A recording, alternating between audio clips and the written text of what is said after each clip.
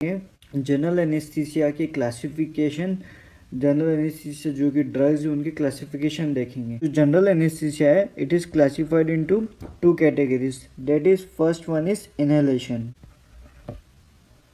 And second one is intravenous. तो इस video में हम स्पेशली इनहेलेशनल को देखेंगे और सेकेंड वीडियोस में हम जो आगे की फर्दर वीडियोस रहेगी उसमें हम इंट्रावेनस देखेंगे। तो पहले हम इनहेलेशनल को और क्लासीफाई करते हैं। So first classification is that gas and second one is volatile liquid. So gas में होगा only one drug, that is nitrous oxide, और volatile liquids में होगा ether, second one is halothane, third one is isoflurane, fourth one is desflurane and the last one is sevoflurane।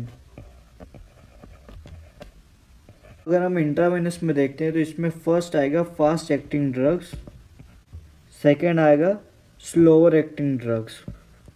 तो fast acting drugs के भी कुछ classification है, इनको हम बाद में इंट्रोड्यूस करेंगे, और स्लोअर एक्टिंग ड्रग्स के भी फिर फर्दर 3 क्लासिफिकेशन है। So first one is benzodiazepines, second one is dissociative anaesthetic and the last one is opioid analgesic. So this is the classification of general anesthesia: fast acting drugs, slower acting drugs, benzodiazepines, dissociative anesthetic, opioid analgesic। इन सब के भी कुछ classification that is इनके under भी कुछ drugs आते हैं, उनको हम बाद में इंट्रोड्यूस करेंगे। अभी हम इस वीडियो में इनहेलेशनल ड्रग्स को देखेंगे। So first let's start with gas. So हम स्टार्ट करते हैं नाइट्रस ऑक्साइड से, जो कि किस फॉर्म में है, गैस के फॉर्म में है। सो फर्स्ट इसकी प्रॉपर्टी आती है that is it is non irritating.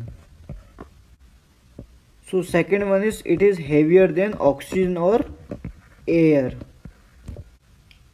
Third one is that it is a potent analgesic but weak general anaesthetic. अगर हम नाइट्रस ऑक्साइड का एनाल्जेसिक इफेक्ट चाहिए तो हमें 30 to 50% ऑफ नाइट्रस ऑक्साइड को विद कॉम्बिनेशन ऑफ ऑक्सीजन के साथ देना पड़ेगा, तब जाके जो नाइट्रस ऑक्साइड है ये अपना एनाल्जेसिया इफेक्ट जो है वो शो करेगा। और मेनली इसे हम किस में यूज़ करते हैं, डेंटल सर्जरी में। ओके, सो नेक्स्ट पॉइंट ये आता है कि जो नाइट्रस ऑक्साइड है, अगर 80% ऑफ नाइट्रस ऑक्साइड को अगर हम विदाउट एनी एजेंट देते हैं, यहाँ पे हमने देखो ऑक्सीजन को एज ए एजेंट लिया है, लेकिन अगर हम 80% ऑफ N2O को विदाउट एनी एजेंट देते हैं तो ये कोई भी सर्जरिकल एनेस्थेसिया इफेक्ट शो नहीं करता है। इसीलिए हम क्या करते हैं कि जो नाइट्रस ऑक्साइड है, जो N2O है, इसको हम क्या करते हैं किसी मोर पोटेंट एजेंट के साथ ही देते हैं, ताकि ये एक pain free anaesthesia effect show कर सके।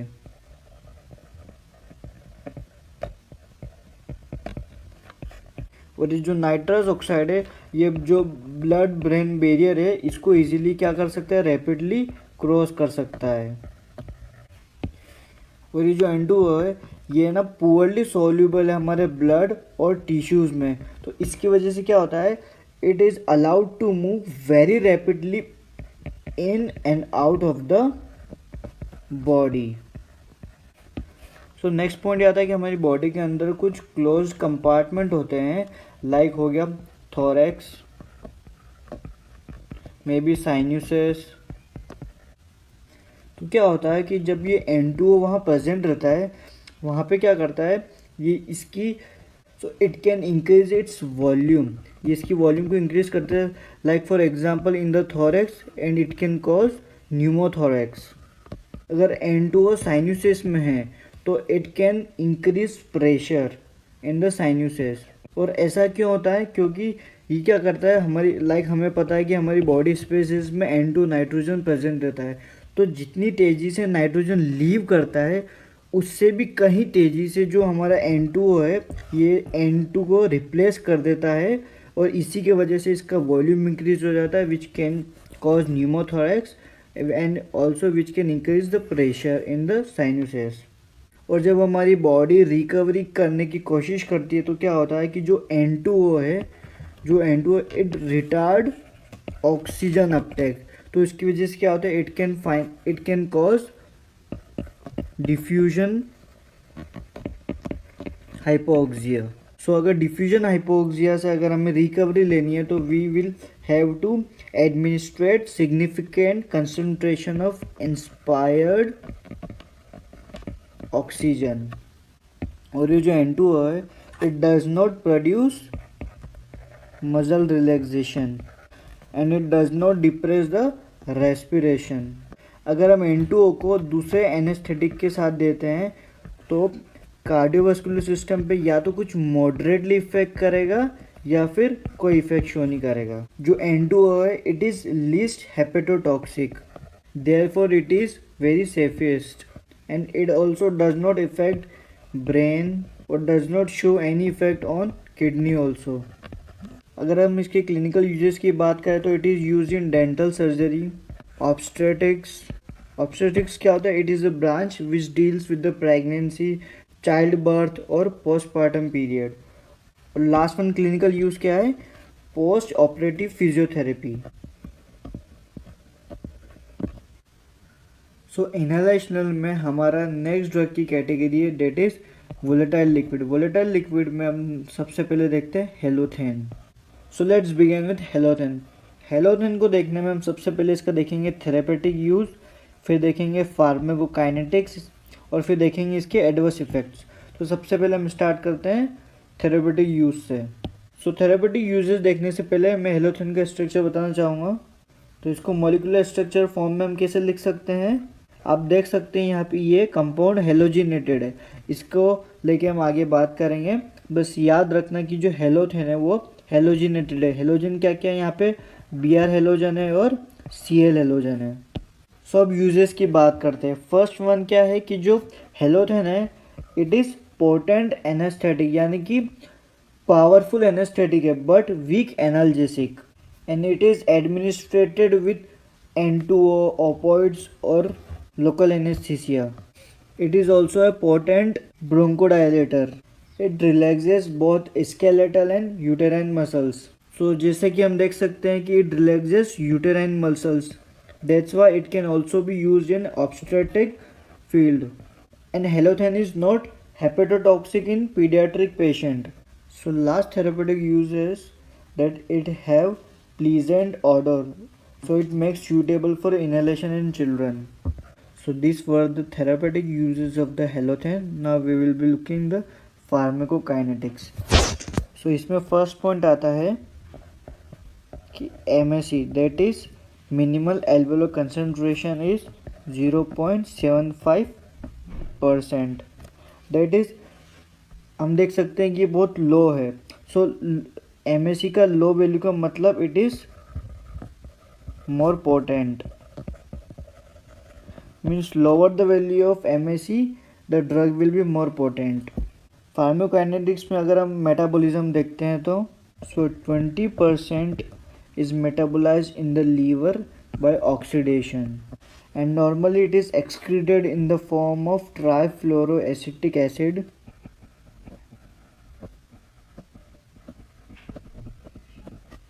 और वी कैन से ट्राईफ्लोरोइथेनॉल। अगर हम इसका क्लियरेंस परसेंटेज देखें तो 60% is cleared out unchanged bye the lungs. यहाँ पे मेटाबॉलिज्म हो रहा है, यहाँ पे कोई चेंज नहीं हो रहा है ड्रग में, and directly it is expelled out और we can say cleared out by the lungs, and remaining 20% is excreted via other routes, either may be unchanged or metabolized, and it is stored in the body for many hours to days, और mainly hours में अगर हम देखें 24 hours। और हम देख सकते हैं कि जो हेलोथेन है, halothane is metabolize oxidatively to trifluoro acetic acid या फिर trifluoro ethanol.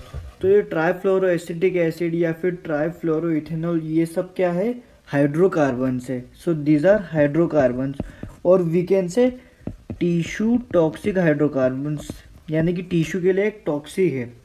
And it also leaves behind the bromide ion. So halothane से ये जो सब्सटेंस मेटाबोलाइज्ड हुए हैं, इसकी वजह से कुछ टॉक्सिक रिएक्शन हो सकती है पेशेंट में, और specially in females.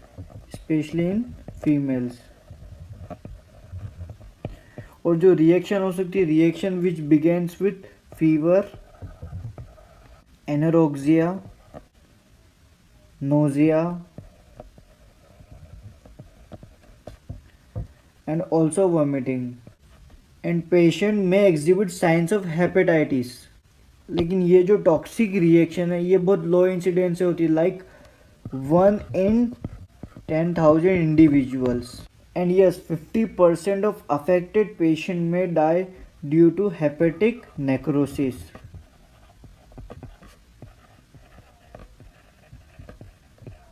So to avoid such toxic reaction, we should always administrate the helothane between 2 to 3 weeks of interval।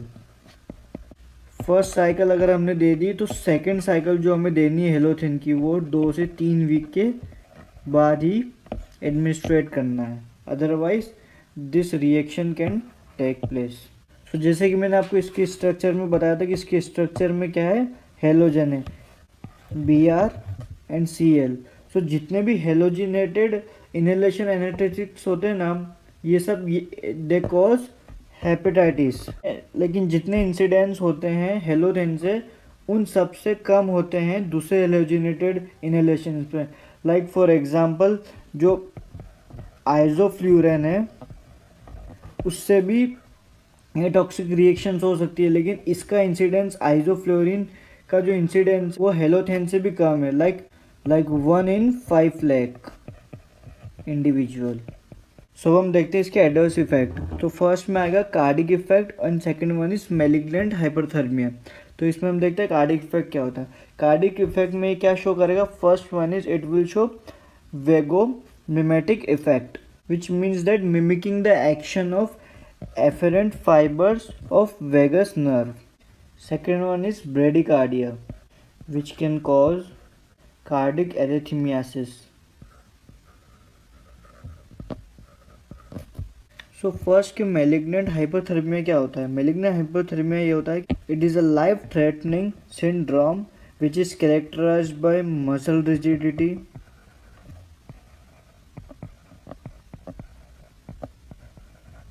hyperthermia, hypertension, acidosis and hyperkalemia।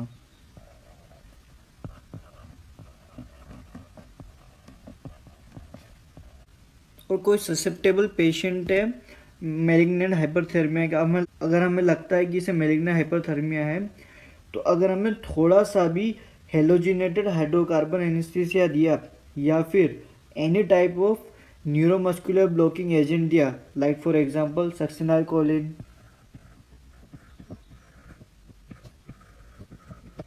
So it can induce malignant hyperthermia.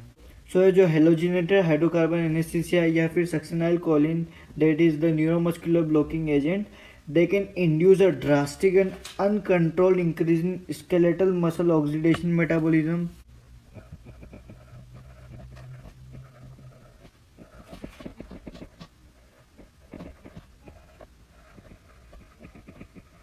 which will disturb body's capacity to supply oxygen and remove carbon dioxide, and it also disturb the body's capacity to regulate body temperature, and this all will leads to circulatory collapse and finally death if not treated immediately। So अगर हमें लगता है कि किसी patient को malignant hyperthermia है, so we should always give dantrolene.